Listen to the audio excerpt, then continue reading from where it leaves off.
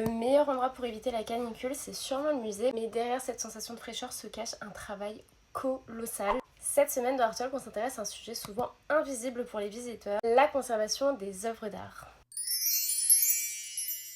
En fait, le danger, c'est pas seulement la chaleur, mais surtout les variations de température et d'humidité. Les matériaux des œuvres d'art sont vivants et fluctuent en fonction de leur environnement. Donc lorsqu'il fait trop chaud, une toile peut se détendre. A l'inverse, un air trop sec peut la contracter.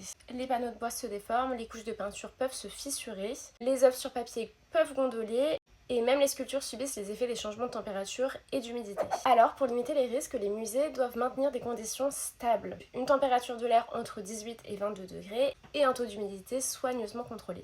D'ailleurs, en écrivant cette vidéo, j'ai appris que c'est le taux d'humidité qui est le plus important à contrôler. Parce qu'en plus de toutes les déformations, l'humidité en excès peut entraîner de la moisissure. Mais il faut savoir que la chaleur et l'humidité ne sont pas les seuls ennemis des collections. La lumière est aussi hyper redoutable. Contrairement à des dégâts qu'on pourrait voir immédiatement, comme par exemple une chute ou un choc sur une œuvre d'art, le dommage provoqué par la lumière est souvent invisible. En fait, les UV décolorent les pigments, font jaunir le papier par exemple, et fragilisent les fibres textiles. C'est d'ailleurs pour cette raison que certaines œuvres très fragiles sont exposées seulement un certain laps de temps et ensuite remises dans l'obscurité totale dans les réserves. Autre risque majeur, la pollution atmosphérique. Certains polluants peuvent attaquer chimiquement les collections.